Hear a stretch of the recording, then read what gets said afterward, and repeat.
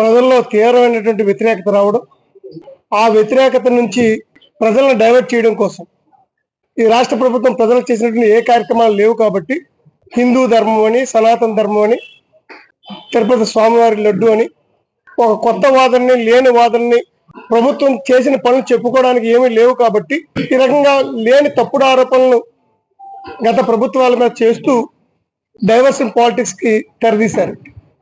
దాన్ని పట్టుకొని సనాతన ధర్మం ఒకరు, దేవాలయం ఒకరు ప్రజల మైండ్ సెట్ మార్చడానికి, ప్రభుత్వ వ్యతిరేకతని మళ్లించడానికి అనేక కార్యక్రమాలు ఈ మధ్యకాలంలో మనం చూస్తున్నాం, వారు చేస్తున్నారు. ఈ ప్రభుత్వాలను పాలకుల్ని అనకాపల్లి జిల్లా నుంచి, అనకాపల్లి నియోజకవర్గం నుంచి ఒకటే ప్రశ్నిస్తున్నాం. మీరు ఒక పక్క సనాతన ధర్మం అని, హిందూ పరిరక్షణ అని చెప్పి మీరు మాట్లాడుతున్న మీరు అనకాపల్లి పట్టణం నడిబొట్టున 100 కోట్ల విలువైనటువంటి దేవాదాయ ధర్మాదాయ శాఖకు చెందినటువంటి భూమిని మీరు నియమించిన అధికారులు కొంతమంది ప్రైవేటు వ్యక్తులకి దారాదత్తం చేస్తుంటే మీ సనాతన ధర్మం ఎక్కడుంది? మీ సనాతన ధర్మం ఏమని ప్రశ్నిస్తుంది?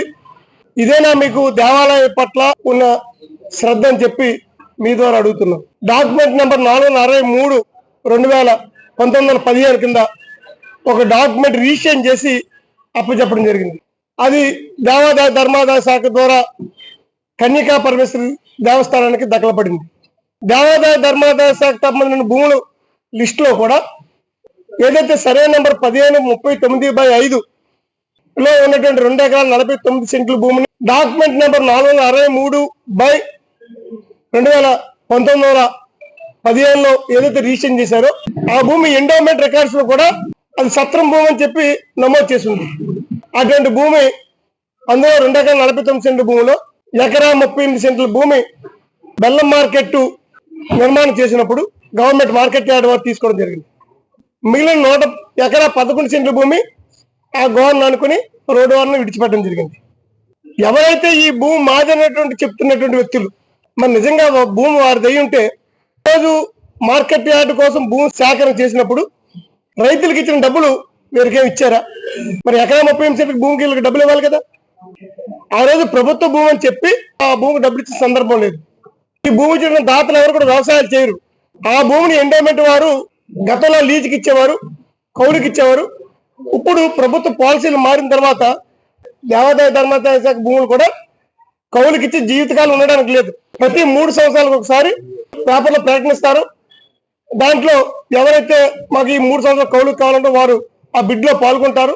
ఆ గ్రామంలో చాటింపు వేసి చాటింపు గ్రామం మధ్యలో పెట్టి వేస్తూ ఉంటారు. అది ఇప్పుడు ఉన్నటువంటి విధానం. మరి ఆ రోజు నుంచి ఈ రోజు వరకు కూడా కౌలుదారుగా కాండే సూరప్పని అతను ఆ భూమి ఆ రోజుల్లో కౌలు చేసుకున్నారు. కౌలు చేసుకున్న వ్యక్తి భూమికి యజమాని ఏ రకంగా అవుతారు? కనీసం రెవెన్యూ అధికారికి బుద్ధి లేదా, చిత్తశుద్ధి లేదా? మీరు డబ్బుకు ఆశపడి ఏదైనా చేసేస్తారా? ఇంత ఇష్యూ జరుగుతున్నప్పుడు ఒక జిల్లా కలెక్టర్ గారు ఈ కూటమి ప్రభుత్వం వచ్చిన తర్వాత చక్కచక్క దీని ఫైళ్లు కదిలిపోయి 2016లో పెట్టిన అప్లికేషన్ ఇప్పుడు తీయడం ఏంటి? 2016లో ఒకసారి అప్లికేషన్ పెడితే అప్పుడు అధికారులు దాన్ని రిజెక్ట్ చేశారు, ఇది ఎండోమెంట్ స్థలం అని. మళ్ళీ మా ప్రభుత్వంలో కూడా దాన్ని అప్లికేషన్ పెడితే ఇది ఎండోమెంట్ స్థలం అని చెప్పి రిజెక్ట్ చేశారు. తర్వాత ఎన్నికల ముందు ఒక అప్లికేషన్ పెడితే ఆ అప్లికేషన్ ఇప్పుడు తెర మీద తీసుకొచ్చి సామాన్యుడు ఒక బర్త్ సర్టిఫికేట్ అప్లై చేస్తే ఎంఆర్ఓకి 15 రోజులు పడుతుంది. 100 కోట్ల రూపాయలు విలువైన భూమి ఎంఆర్ఓ గారికి అప్లికేషన్, కలెక్టర్ గారు అర్జీనేమో ఎంఆర్ఓ గారికి పంపించడం, ఎంఆర్ఓ గారు వారం రోజుల్లో ఆర్డీఓ గారికి పంపించడం, ఆర్డీఓ గారు వారం రోజుల్లోనే కలెక్టర్ గారు పంపించడం, జేసీ గారు సెలవులో ఉండడం, జేసీ గారిని బైపాస్ చేసి కలెక్టర్ గారు ప్రొసీడింగ్స్ ఇచ్చేయడం 22A డిలేషన్ చేస్తూ. అసలు ఈ భూమి 22Aలో లేదు. ఈ భూమి దేవాదాయ ధర్మాదాయ చట్ట ప్రకారంగా 22Cలో ఉంది. ప్రభుత్వ భూములు 22A, B, C, D అని 4 విభాగాలుగా విడదీస్తారు. దేవాదాయ ధర్మాదాయ శాఖకు చెందినటువంటి భూములు C కింద పరిగణలోకి వస్తాయి. 22Cలో ఉన్నటువంటి దేవాదాయ భూమికి 22A కింద మీరు ఏ రకంగా డిలేషన్ చేస్తారు? ఏ రకంగా ఎంఆర్ఓ రికమెండ్ చేస్తాడు? ఏ రకంగా ఆర్డీఓ రికమెండ్ చేస్తారు? ఏ రకంగా కలెక్టర్ గారు ప్రొసీడింగ్స్ ఇస్తారు? కలెక్టర్ గారు ఇచ్చిన ప్రొసీడింగ్స్ ని జిల్లా రిజిస్టర్ ఏ రకంగా ప్రొసీడింగ్ లిఫ్ట్ చేసి ఆ జిరాతీ ల్యాండ్ కింద చూపిస్తారు? లేని ఓనర్ని ఇక మీరు 1B లో ఖాతాల్లో వాళ్ళ పేర్లు సూరప్ప చనిపోతే లేగలర్ కింద వారి భార్యని తీసుకొచ్చి మీరు 1 బిల్ ఇచ్చేస్తారా? 1 బిల్ ఇచ్చేసిన తర్వాత ఆ 1 బిల్ ద్వారా మళ్ళీ వాళ్ళు అప్లికేషన్ పెట్టుకోవడమా క్లాసిఫికేషన్ చేంజ్కి? ఇదంతా అడ్డగోలుగా ప్రభుత్వ పెద్దల సహకారంతో జిల్లా కలెక్టర్ గారు ప్రభుత్వ పెద్దలు కలిపి కుమ్మక్కయ్యి అనకాపల్లి నడిబడిన 100 కోట్ల భూమిని కొట్టేయడానికి ఇచ్చిన ప్లాన్ ఇది. ఈ రోజుకొచ్చి ఒక పెద్ద స్థాయి ఆరోపణ జరిగింది.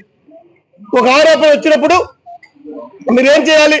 జిల్లా కలెక్టర్ గారు కానీ, రెవెన్యూ అధికారులు కానీ, ఆర్డీఓ గారు కానీ, ఎంఆర్ఓ కానీ వాళ్ళు ప్రెస్ మీట్ లో పెట్టిన తప్పనో లేదా జరగలేదనో లేదంటే పొరపాటు జరిగింది అది సవరణ చేస్తున్నామని చెప్పాలి. అది కూడా ర్యాలీలు చేయడం ఏంటి? రెవెన్యూ అధికారులు ఎక్కడ ర్యాలీలు చేశారా ఒక ఆరోపణలు వచ్చినప్పుడు? ఈ ప్రభుత్వ అధికారులు శబ్దశుద్ధుంటే మళ్ళీ 20 అని మేము ఆపేసామని చెప్పి మీ పత్రిక ద్వారా కొన్ని దగ్గర చెప్పడం జరిగింది. లేని అధికారాలు మీరు ఇచ్చేది పెట్టి మీరు ఆపేయడం ఏంటి? సరే ఆపిందని మీకు చెప్పేటది ఇప్పుడు ఈ రోజు కూడా అమలు కాలేదు. మీరు రికార్డ్ చెక్ చేయండి, ఆ 1 బిల్ చెక్ చేయండి. 1 బిల్ ఆల్ పేర్లు వస్తున్నాయి. జిరాతీ ల్యాండ్ కలెక్టర్ గారు ఇచ్చిన 22A ప్రకారంగా ఇది జిరాతీ ల్యాండ్ హక్కుదారులుగా వాళ్ళు పరిగణిస్తూ కింద స్థాయి అధికారులు కూడా ఆర్డర్లు ఇచ్చేశారు.